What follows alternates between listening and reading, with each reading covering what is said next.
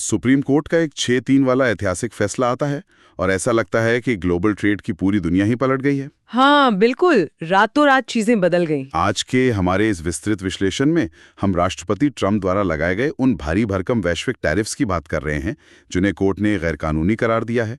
हम देखेंगे कि कोर्ट ने ऐसा क्यों किया और इसके जवाब में कैसे कुछ ही घंटों में नए नियम लागू कर दिए गए। और ये चर्चा इसलिए भी बहुत दिलचस्प है क्योंकि आज हम जो जानकारी खंगाल रहे हैं वो बिल्कुल अलग अलग नजरियों वाले स्रोतों से आती है। सही कहा, जैसे वामपंथी सोच वाले ग्राउंडवर्क कलेक्टिव की रिपोर्ट्स हैं और डेमोक्रेटिक गवर्नर जेबी प्रिट्जकर की मांगे भी हैं। और दूसरी तरफ हमारे पास दक्षिणपंथी कैटो इंस्टीट्यूट का विश्लेषण भी है। यहाँ सुनने वालों के लिए ये स्पष्ट करना बहुत जरूरी है कि हम किसी भी राजनीतिक पक्ष या विचारधारा का समर्थन बिल्कुल नहीं कर रहे हैं।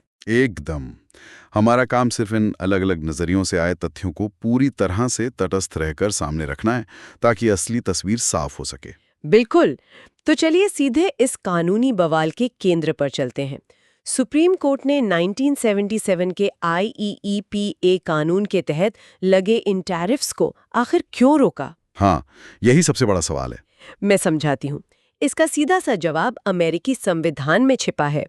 संविधान के मुताबिक देश में नए टैक्स लगाने का अधिकार सिर्फ अमेरिकी कांग्रेस के पास है, राष्ट्रपति के पास नहीं। मतलब राष्ट्रपति अपनी मर्जी से टैक्स नहीं लगा सकते? बिल्कुल नहीं। राष्ट्रपति ने जिस IEEPA यानी international emergency economic powers act का इस्तेमाल किया था वो असल में अंतर्राष्ट्रीय आपातकाल या किसी बाहरी खतरे से निपटने का एक टूल है। तो सुप्रीम कोर्ट ने साफ कर दिया कि इस आपातकालीन टूल का इस्तेमाल सरकार का खजाना भरने या रेवेन्यू जुटाने के लिए नहीं किया जा सकता। खबर यह है कि फैसले के कुछ ही घंटों के भीतर सरकार ने लगभग सभी देशों पर एक नया 10% का वैश्विक टैरिफ लगा भी दिया। हाँ, ये जादू कैसे हुआ? मतलब इतनी जल्दी? यहीं पर कानूनी दांवपेच काम आते हैं। सरकार ने तुरंत अपनी पुरानी फाइलें खंगाली और 1974 के ट्रेड एक्ट की धारा 122 नाम का एक पुराना कानून निकाल लिया। अच्छा। इसके तहत उन्हें 150 दिनों के लिए ये नया 10% अस्थायी टैरिफ लगाने का अधिकार मिल गया। लेकिन 150 दिन बाद क्या होगा? मेरा मतलब है, क्या ये सिर्फ एक टेम्परेरी बैंडेड है?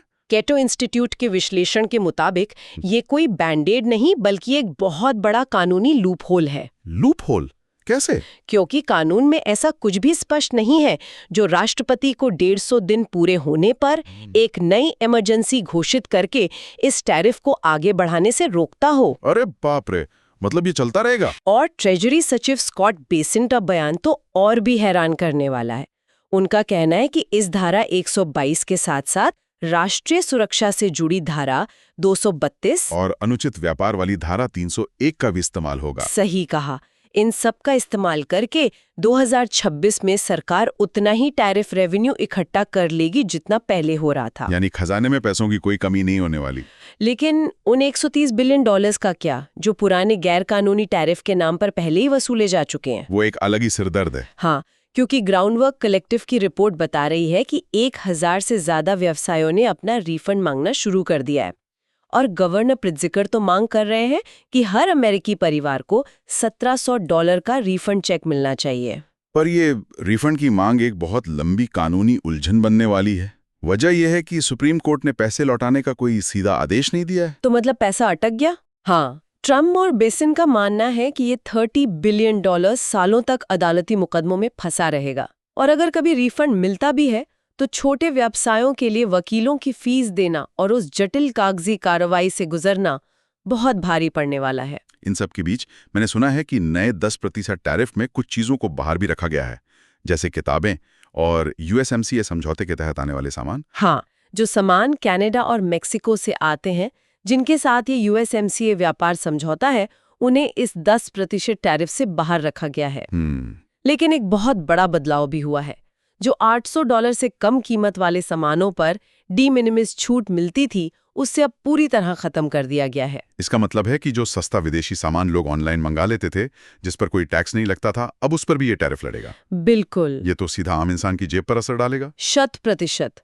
अगर हम इस पूरी तस्वीर को देखें तो ये सिर्फ वकीलों के बहस करने का कोई नीरस मुद्दा नहीं है। सही बात है। बाजार में मिलने वाले सामान की कीमतें, छोटे बड़े व्यवसायों का भविष्य और अंतर्राष्ट्रीय व्यापार का पूरा सिस्टम, ये सब सीधे तौर पर इन कानूनी दांवपेचों से तय हो रहे हैं। तो अंत में ये पूरी चर्चा एक बहुत ही गंभीर सवाल पे लाके खड़ी कर देती है। वो क्या? अगर अरबों डॉलर सालों तक सिर्फ अदालती मुकदमों में फंसे रहने वाले हैं और 150 दिन वाले अस्थायी लूपहोल्स का बार-बार इस्तेमाल करके पुराने कानूनों से काम चलाया जा सकता है, तो क्या भविष्य में वैश्विक व्यापार नीतियां स्थायी और स्पष्ट कानूनों के बजाय सिर्फ कानूनी बचाव और रातों रात लिए गए आपातकालीन उपायों पर ही टिकर रह जाएंगी? सोचने वाली बात है। ये यकीनन एक ऐसा सवाल है जिस पर गहराई से विचार करने की आवश्यकता है।